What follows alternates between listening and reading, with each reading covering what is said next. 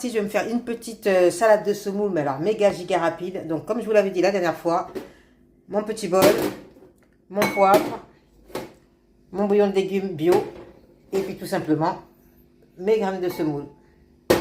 Donc c'est parti, je mets juste un tout petit peu de poivre. Voilà, je crois même que j'en ai mis un peu trop. Je mets un petit peu de mon bouillon de légumes bio.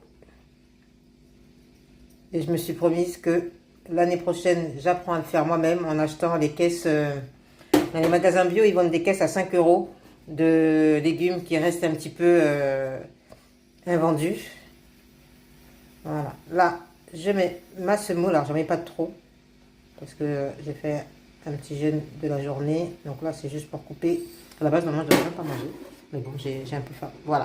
Maintenant, je tourne tout ça. On mélange un peu pour que le poivre et voilà, le poivre, la semoule et les bouillons se mélangent. On va rajouter encore quand même un petit peu, quitte à manger, hein, autant manger. Voilà, ça c'est fait.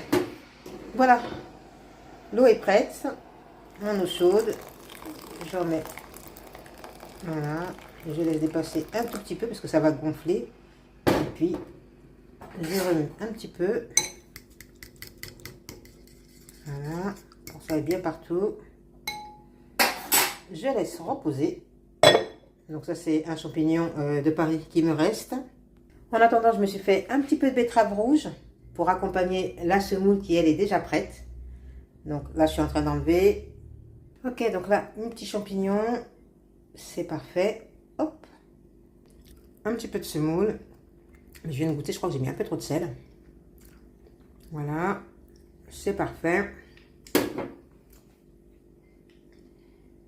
Décidément, j'ai mis un peu trop de sel et un peu trop de poivre aussi. Je viens de goûter là. Donc, heureusement que j'ai fait des betteraves rouges. La partie sucrée, enfin le goût sucré de la betterave rouge va un petit peu atténuer. Parce que là, comme je vais rajouter de la fermentation de légumes, je salive déjà. Un quelle odeur. Je salive déjà. Donc, hop, je mets ça sur mon plat. Donc, le truc, c'est que faut que je fasse attention parce que je n'avais pas coupé l'ail. Il faudrait que je le coupe un petit peu dans mon assiette. Voilà. Donc, ce qu'il faut, c'est aller chercher les légumes qui sont en dessous. Alors, je ne sais pas ce que c'était. Il faut absolument que je note les prochaines fois ce que je mets. Je crois que c'est du... C'est du chou. Ouais, ça a l'air d'être du chou. Coupé en lamelles. Là, j'ai l'impression que, pareil, c'est encore de l'ail. Qu'est-ce que j'ai mis d'autre là? On va essayer d'aller dans le fond. Donc voilà, j'ai tourné un petit peu.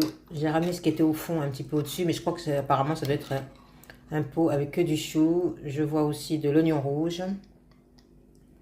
Voilà. Il y a quelque chose de vert là, je ne sais pas ce que c'est.